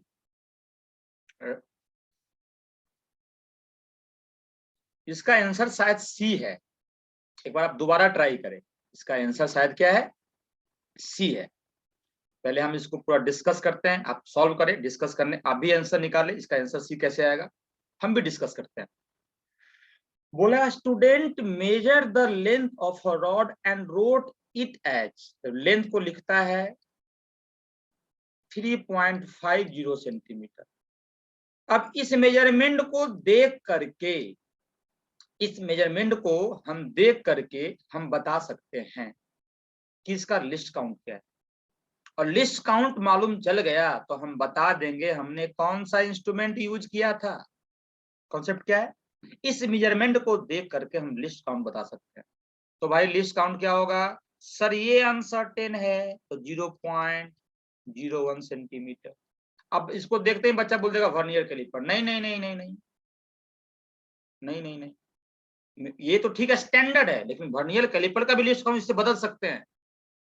बिल्कुल, अब पढ़ना है क्वेश्चन करना, ऐसे ऐसे सब सारे वर्नियर कैलिपर के लिस्ट काउंट 0.01 नहीं होते हैं, हाँ कुछ स्टैंडर्ड है जो होते हैं, लेकिन दूसरे लिस्ट काउंट का ही वर्नियर कैलिपर बना सकते हैं। तो इसमें हम चेक करते हैं A B, B C D. तो पहला ए के लिए क्या है, स्क्यू गाउज, इसका लिस्ट काउंट क्या होता है, pitch upon number of total division, number of division, number of division. तो पीच कितना है 1 mm बाई 50, तो ये शायद आ गया 0.02 mm, नहीं 0.02 mm मतलब कि ये आ गया 0.002 सेंटीमीटर, नहीं ये तो नहीं। मीटर स्केल का है पता है, होता है 1 mm, मीटर स्केल का क्या होता है 1 mm, तो 1 mm का मतलब है 0.01 सेंटीमीटर, नहीं 0.1 सेंटीमीटर, मतलब ये भी गलत ये भी गलत। इस थोड़ा डी को चेक करते हैं, तो डी के लिए क्या होगा, बी हो गया, डी के लिए क्या होगा, तो डी का देखोगे 1/100, पीच बाई ये पीच है, ये नंबर ऑफ डिवीजन है, तो हो गया ये 0.01 mm, इसका मतलब है 0.001 सेंटीमीटर, ये हो गया। ये भी नहीं, तो ऑटोमेटिकली है ऑप्शन सी होगा, लेकिन निकाल भी लेते हैं कैसे होगा, होगा ऑप्शन सी। देख लेते हैं एक बार हम लोग। कंफर्म आंसर सी है, लेकिन बात क्रॉस चेक कर ही लेते हैं। तो यहाँ पे देखते हैं आपका क्या आंसर आया। यस सर, हाँ बिल्कुल। तो इसमें हम लोग देखते हैं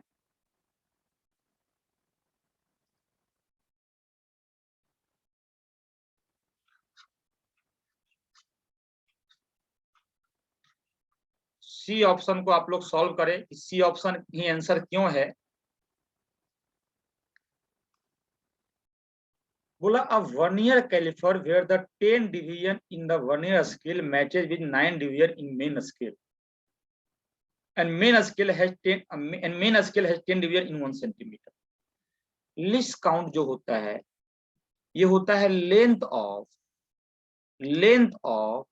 one main scale division minus length of one vernier scale division. ये लिस्ट काउंट होता है, length of one main scale division minus length of one vernier scale division. तो कोई पूछेगा length of one main scale division, length of one main scale division, तो बोला कि 10 division में 1 सेंटीमीटर, तो एक डिवीजन में क्या होगा भाई 1/10 सेंटीमीटर, तो 0.1 centimetre. It is the length of one main scale division. अब है length of one vernier scale division, तो यहाँ पे एक दिया हुआ है कि 10 division in vernier scale matches with 9 division in main scale. तो 10 डिवीजन इन वर्नियर स्केल मतलब कहने का मतलब 10 into length of one vernier scale division equal to matches with क्या है 9 डिवीजन इन मेन स्केल, मतलब 9 into length of one main scale division. ये दिया हुआ क्वेश्चन में, तो हम लोग क्या बोल सकते हैं कि भाई length of one vernier scale division is equal to 9/10 into length of one main scale division, वो क्या है 0.1, जो है 0.9 माइनस 0.1 मतलब 0.09 सेंटीमीटर। तो क्या आ गया length of one main scale division 0.1 centimetre, और ये हो गया माइनस 0.09 सेंटीमीटर, ये आ गया 0.01 सेंटीमीटर। तो इस तरीके से हम लोग लिस्ट काउंट भी निकालते हैं। तुम्हारा ऑप्शन क्या हो गया सी। कितना इंपॉर्टेंट बात बोल रहे हैं कि मेजरमेंट को देख करके आप लिस्ट काउंट बोल सकते हो, और जो लिस्ट काउंट होता है वही मैक्सिमम ईयर होता है। अगर आप सब कुछ एक्यूरेटली मेजर कर रहे हो तो आपका इंस्ट्रूमेंट ही खराब है, आप ही कुछ गलती कर दिए, तो आप लिस्ट काउंट से ज्यादा भी ईयर कर सकते हो। क्लियर है। अब सवाल देखिए, ये सवाल पूछा है 2020, इसको करें आप लोग। कुछ दिया है the density of a solid metal sphere is determined by measuring its mass and diameter. बिल्कुल है भाई, मास पता है, डायमीटर पता है, तो वॉल्यूम पता है स्फीयर का, तो डेंसिटी मेजर कर सकते हैं। The maximum error in the density is this. Error के मेजरमेंट में मैक्सिमम डेंसिटी ये है। बोला if the relative error in measuring the mass and diameter are this and this. Mass और डायमीटर को मेजर किए तो हमको मैक्सिमम रिलेटिव ईयर क्या आया, ये आया। तो और डेंसिटी में ये आया ईयर, तो बोला बताओ एक्स की वैल्यू क्या है, बोला बताओ एक्स की वैल्यू क्या है। सिंपल भाई, डेंसिटी इक्वल टू क्या होता है mass by volume. What is the volume for the sphere 4/3 pi R cube, 4/3 pi R cube. तो बताओ यहाँ पे डी है तो d/2 का होल क्यूब, आर का मतलब, इसका मतलब डेंसिटी कांस्टेंट वाले टर्म को गायब कर दो, कांस्टेंट वाले टर्म को गायब कर दो, सीधा कोई मतलब उससे नहीं है। तो मास इंटू d⁻⁻3। हाँ जो भी आंसर है 19.5 शायद, और ट्राई करें।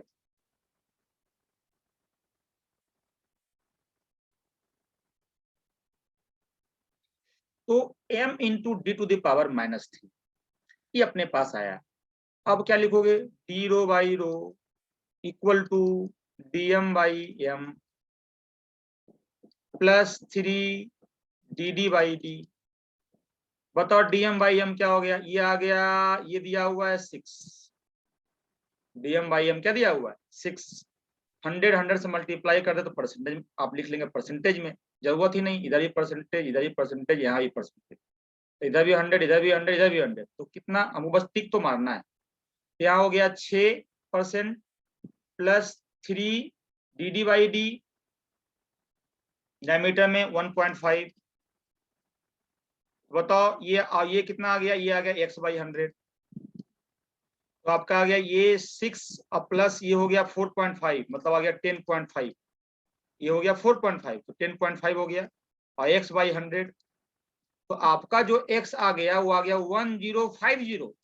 आपका गलती कैसे आया, हाँ 10.5, तो लेकिन आपको x बाई 100 निकालना था, आपको x की वैल्यू निकालनी थी, x बाई 100 इक्वल टू 10.5, तो x क्या होगा 1050। क्लियर है, हम लोग और आगे बढ़ते हैं, इस क्वेश्चन को देखें क्या है।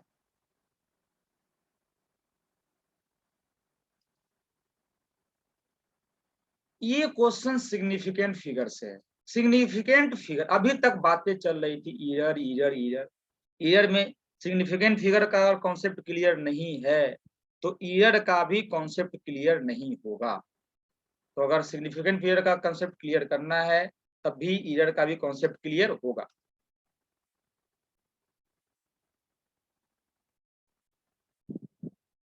ओके ओके, कोई नहीं, लेकिन यही सिल्ली मिस्टेक आपको एग्जाम में, आप खुद सोचो ना कि जो आप यहाँ पे गलती कर रहे हो एग्जाम में, तो आपको और प्रेशर होगा, कितने सारे सवाल करने होंगे। अगर वहां पे ये गलती कर दिए तो आप सोच लो कि आप कॉन्सेप्ट भी जान रहे थे, आपसे गलती भी हो गया, कॉन्सेप्ट जानते हुए गलती होगी तो पाप है ना। तो आपको थोड़ा सा पैसेंस रख के, अगर हम मान के चलो कि कोई सवाल में हमें 2 मिनट लगता है, तो 2 मिनट 10 सेकंड लग जाए, 2 मिनट 30 सेकंड लग जाए, लेकिन वो सवाल सही हो। हाँ बिल्कुल, सिली मिस्टेक नहीं करना है, बच्चों से सिली मिस्टेक्स होते हैं।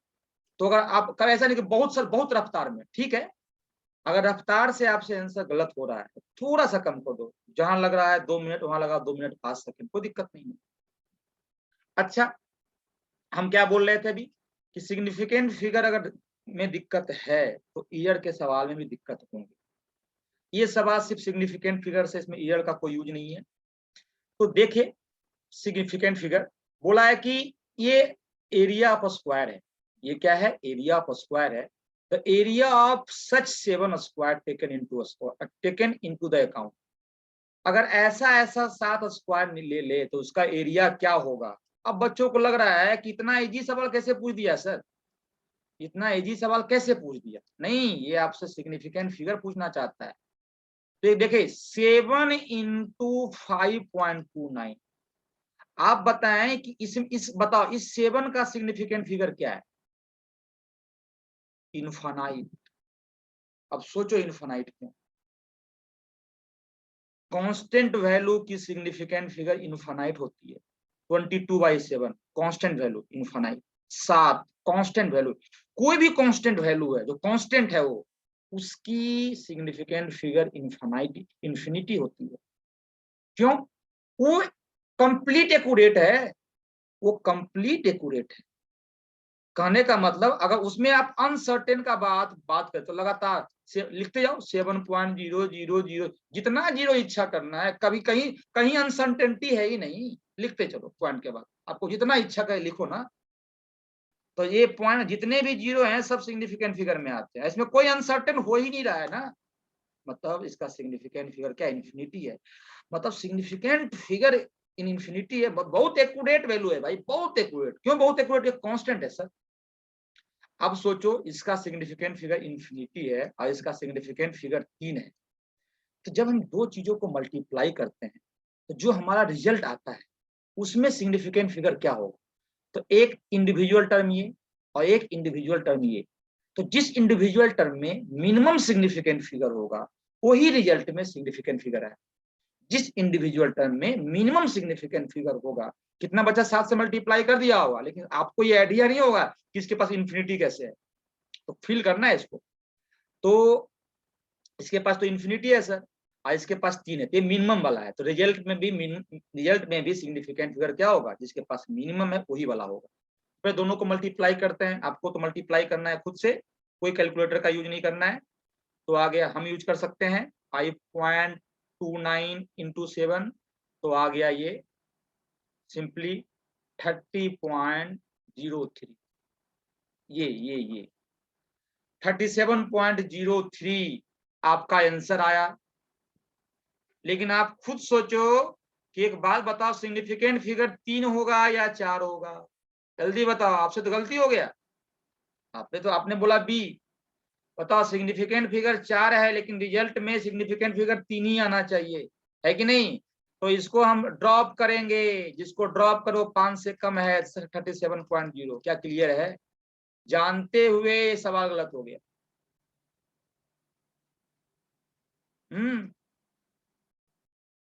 ये होगा आंसर, ये आंसर, ये सर, ये ध्यान से एकदम ये आंसर होगा। हमने 2 तरह की बात की, सुन लेना। यहाँ पे मानो 5.23 है, अब मान लो कि 0.2 है।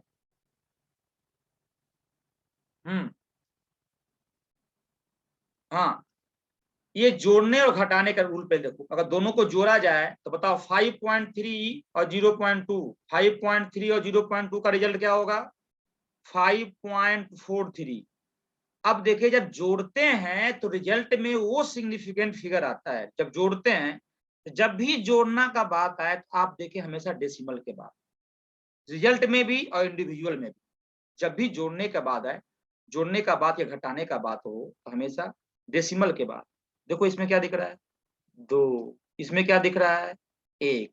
तो minimum significant figure after decimal जो होगा वही रिजल्ट में होगा।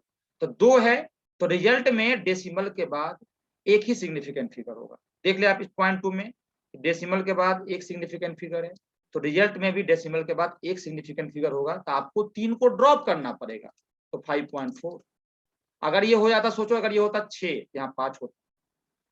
लेकिन जब मल्टीप्लाई करना है तो पूरे को देखना है, डेसिमल के पहले भी डेसिमल के बाद, रिजल्ट में भी उतना ही सिग्निफिकेंट फिगर आना चाहिए। लेकिन प्लस और माइनस करना है तो क्या करना है कि हर एक इंडिविजुअल में डेसिमल के बाद देखना है, और रिजल्ट में डेसिमल के बाद देखना है। तो जिसके पास मिनिमम होगा डेसिमल के बाद इंडिविजुअल में, रिजल्ट में भी वही आएगा, है कि नहीं? अब मल्टीप्लाई और डिवीजन के लिए ये वाला सोच लो। ये सवाल मैक्स टू मैक्स 10 सेकंड का सवाल है, 20 सेकंड का सवाल है, अगर सिग्निफिकेंट फिगर के आपको रूल याद है। आगे बढ़ते हम लोग। तो ये आज बस 2 सवाल और है, पहले ये सवाल करते हैं, इस पर एक सवाल और है। दोनों सवाल सिग्निफिकेंट फिगर का ही है। करे ये सवाल क्या आता है, देखे तो।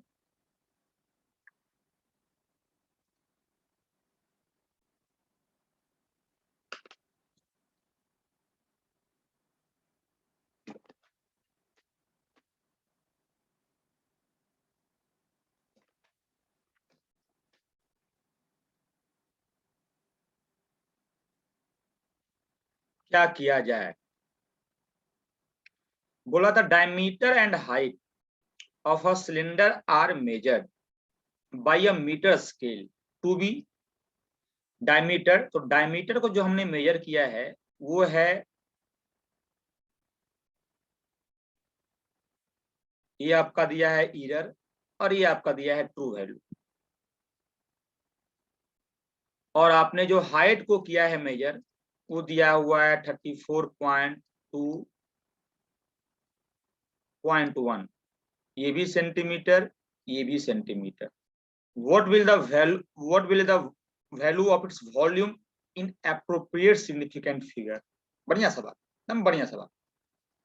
अब सोचो वॉल्यूम निकालना है, तो वॉल्यूम का ये ट्रू वैल्यू है और ये ईरर है, तो ध्यान से। तो वॉल्यूम क्या होगा? वॉल्यूम इक्वल टू, बताओ जल्दी, सिलेंडर का क्या होता है volume?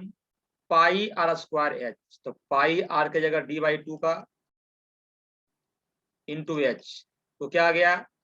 पाई/4 D square into H.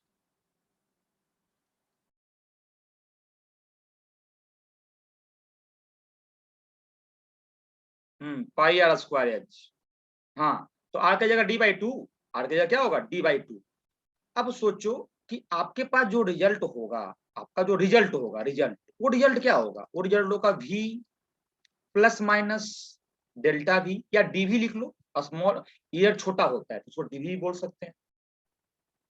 तो पहले v तो निकाले, पहले v निकाले, फिर ये निकाले, दो काम हो गया। तो v यहां से निकलेगा, तो pi by 4 pi into 1/4 into, बताओ क्या होगा, ये देखो ध्यान से, 1/4, ये सब 1/4 कांस्टेंट वैल्यू है, इनफाइनाइट, ये भी इनफाइनाइट, इसके पास सिग्निफिकेंट फिगर इनफाइनाइट है, इसके पास भी सिग्निफिकेंट फिगर इनफाइनाइट है। डी का स्क्वायर, डी का स्क्वायर का मतलब 12.6 इंटू 12.6, एच मतलब 34.2, इतने को मल्टीप्लाई करना है। अब देखो इसके पास इनफाइनाइट सिग्निफिकेंट फिगर, क्यों, कांस्टेंट वैल्यू, ये भी constant value, infinite significant figure, मतलब रिजल्ट में जो सिग्निफिकेंट फिगर होगा वो 3 होगा बस। रिजल्ट में जो सिग्निफिकेंट फिगर होगा वो मैक्स टू मैक्स, हाँ, डायमीटर 12.6 होगा। हाँ, ये क्या दिया हुआ है, हाँ डायमीटर तो लिखे 12.6। तो अब देखे ध्यान से, मल्टीप्लाई करें यहाँ पे 12.6 इंटू 12.6 इंटू 34.2 सर रेडियस 6.3 होगा इंटू 3.14 बाई 4, 4262 आया यहाँ वैल्यू 4262.22 ये वालो है। लेकिन आपके रिजल्ट में रेडियस 6.3 होगा। अरे भाई तो एक बात बताओ ना, आप देखो हमने यहाँ पे d/2 यूज कर लिया ना, हमने क्या, अरे पाई आर स्क्वायर है, अच्छा हाँ हाँ तो हाँ बताओ ये हाँ दिया क्या है, समझ डायमीटर, गए ये डायमीटर है, ये देखो क्या दिया हुआ है, हाइट। तो हमने पाई आर स्क्वायर है, यहाँ d/2 लिखा ना, तो उसको लिखा पाई/4, समझो ध्यान से, हमने यहाँ d/2 लिखा है तो हम डायमीटर यहाँ लिखेंगे ना, और यहाँ क्या हो जाएगा, क्या क्लियर है, आप बोले पाई आर स्क्वायर एच, ठीक है ना, आप वो यूज कर लो, आपको डाउट कहाँ पे हो रहा है, हाँ हमने इसको d/2 लिख दिया है। मैं समझ तो गया आप यहाँ पे ध्यान दे, ये देखो, तो बताओ यहाँ पे रिजल्ट में सिग्निफिकेंट फिगर 3 होना चाहिए, मल्टीप्लाई में है, इसके पास इन्फिनाइट इन्फिनाइट मिनिमम, यहाँ भी 3, यहाँ भी 3, यहाँ भी 3, तो सोचो सिग्निफिकेंट फिगर 3 है, तो इसका मतलब हमें क्या करना पड़ेगा, हमें इसको यहाँ 3 ही होना चाहिए, यहाँ से हमें यहाँ तक ड्रॉप करना पड़ेगा। तो सोचो जिसको हम ड्रॉप करेंगे भाई साहब वो है कितना, 5 से कम, तो सिंपली क्या लेंगे 4260। एक ही आंसर है भाई, एक ही आंसर, ये आ गया आंसर, चेक ही नहीं करना है। आपको निकालना है डेल्टा वी, तो डेल्टा वी भी निकाल सकते हैं, कोई दिक्कत नहीं। क्या फॉर्मूला लिखेंगे, v इक्वल टू पाई/4 डी स्क्वायर एच, तो क्या लिख सकते हैं, dv/v इक्वल टू, ये तो कांस्टेंट हटा दो, 2 इंटू dd/d प्लस dh/h, यहाँ dv इक्वल टू, जो डेल्टा भी लिखे हैं हम यहाँ पे, क्या हो जाएगा 2 into dd/d plus dh/h into v, volume तो हम निकाल चुके हैं, देखो वॉल्यूम देखो निकाल चुके हैं, dd/d दिया हुआ है, देखो ध्यान से, dd बताओ dd कितना दिया हुआ है, ये ईयर इन डायमीटर, देखो ईयर इन डायमीटर, देखो dh ईयर इन हाइट, देखो ईयर इन हाइट, ये देखो d, देखो d, ये देखो h, देखो h, ये देखो वॉल्यूम, देखो वॉल्यूम, पुट करो लाव आंसर dv, पुट करो यहाँ पे आ गया। लेकिन ये हमें टिक ही मारना है, तो बस यहाँ के बाद एक ही ऑप्शन मैच ही कर रहा है, सब टिक मार के आ गए, तो इसका आंसर भी। तो आज का लास्ट सवाल, प्योर सिग्निफिकेंट फिगर और ईयर दोनों को मिला करके बढ़िया सवाल बनाया। आज का लास्ट सवाल, फिर हम लोग क्या डिस्कस कर लिए हैं आज के लेक्चर में, हम लोग डिस्कस किए मेनली ईयर के बारे में, मेजरमेंट एंड ईयर। हम जब भी मेजरमेंट करेंगे कुछ ना कुछ ईयर होगा, हम वही डिस्कस किए हैं। कल हम लोग डिस्कस करेंगे यूनिट एंड डायमेंशन। क्लियर है? तो ये सवाल करें। अब बताओ, इसमें पूछा किसमें, इसमें कितने सिग्निफिकेंट फिगर है, तो 5। इसमें कितने हैं, अभी आपने बोल रहा था सर देखो ये नहीं काउंट करते हैं, हाँ तो इसमें 1 है भाई। क्लियर है? इसमें कितने हैं, इसको नहीं देखते हैं, इसमें कितने हैं, 2। तो क्या आंसर हो गया बी। अब इसको आपको रूल याद होगा तभी ये सवाल होगा, अगर आपको रूल याद होगा तभी ये सवाल होगा। क्लियर है? तो सिंपली रूल पे ये सवाल है और कुछ पे सवाल नहीं है। ये इसको काउंट नहीं करते हैं, अगर कोई टर्म खाली 0, हाँ अगर ऐसा होता 0.11 ऐसे होता तब इसको काउंट करते, लेकिन लगातार होगा तो इसको काउंट नहीं करेंगे। है कि नहीं? क्यों नहीं करेंगे, सोचो आप ध्यान से कि सोचो, अगर 0.1 इंटू 10⁻⁻2 है, इसको हम लिख सकते हैं 0.01 इंटू 10⁻⁻1। इसको लिख सकते हैं, इसको ये भी लिख सकते हैं 0.001, यही बोल सकते हैं। अब तीनों में सिग्निफिकेंट फिगर क्या है, एक ही है, 1 1 1।